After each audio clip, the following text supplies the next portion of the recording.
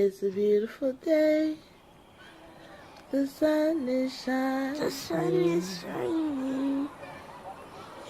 The birds are The birds chirping. chirping. And Auntie's waking. It's a beautiful day.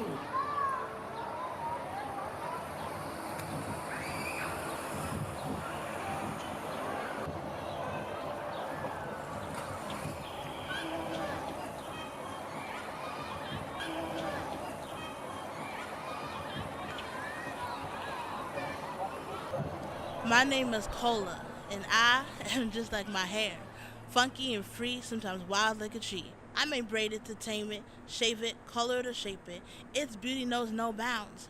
My beauty had to relearn the sounds of love, an emotion that now makes me proud of this creation from the creator up above. To give love, to get love, to show love, and to know love. Because to know love is to know peace, but when there's no love, then there's no peace.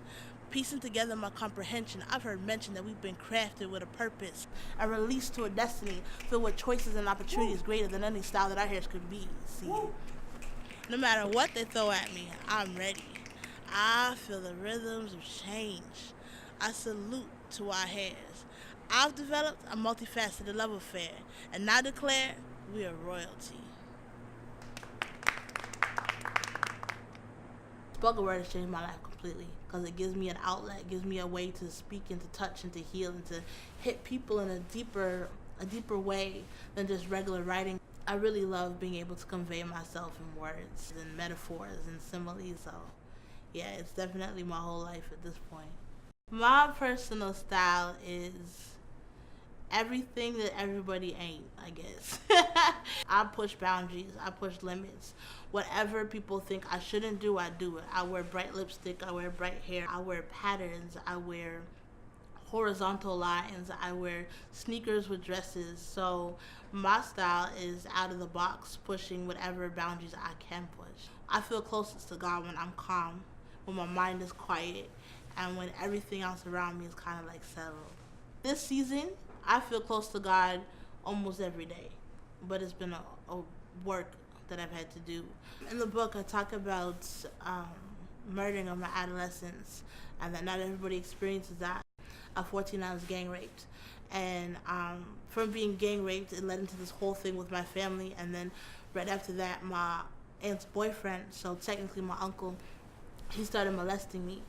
And being molested and not having a voice and not being able to speak to anybody and not being able to share what's going on really had me sheltered, really had me in a space of isolation where I was just like, you know what, I can't do this. Like, I just gotta be on my own. I gotta take care of myself. Like, I used to say, fuck family. Sorry, I don't know if I can swear. Fuck family. I felt like my family had abandoned me at a time when I really needed them. Not everybody goes through that type of trauma, which thank God that they don't.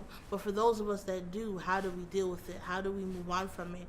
And what does that do to us as a people? So for me, I started to build walls around my heart. I started to build walls around who I was as a person. Either I would eat or I wouldn't eat. It was like so up and down. And so that ties into my confidence and people commenting about my weight. And I'm like, they don't even know how my weight was connected to all this trauma that I've been through.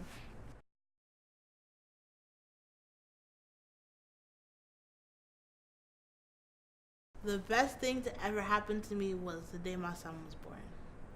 I was 16 when I found out I was pregnant, and I was 8 months pregnant when I found out I was pregnant.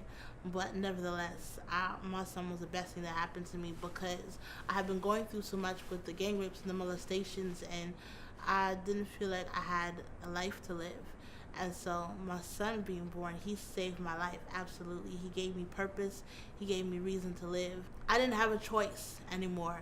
I couldn't just commit suicide. I couldn't just kill myself because I had this child that I got to look after. It really took away my excuses to die and gave me reasons to live.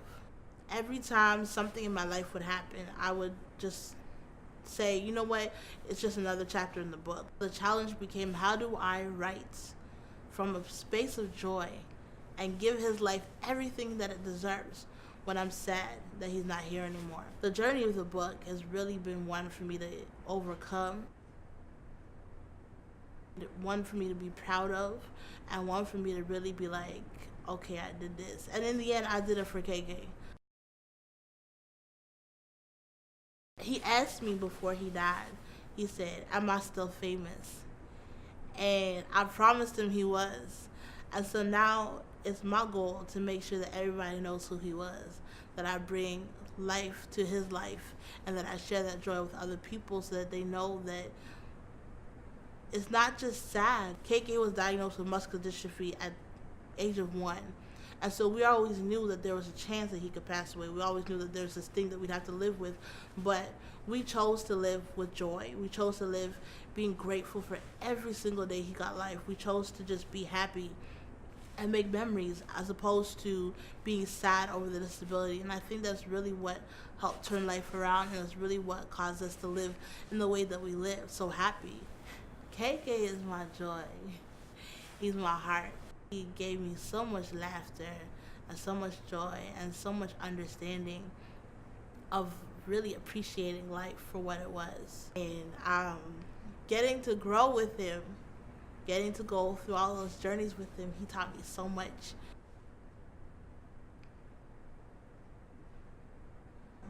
I appreciate that God trusted me to be a mother at such a young age. I appreciate that God gave me the opportunity to even feel what that looks like.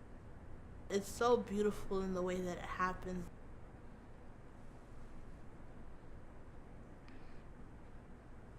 Motherhood is a joy, and I would gladly do it again.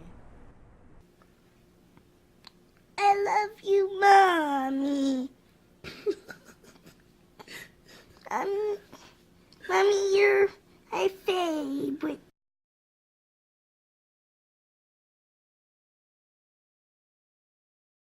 It's a beautiful day. The sun is shining. The sun is shining. The birds are The birds chirping. chirping. And Auntie's waking. Waking. It's a beautiful Beautiful day. day.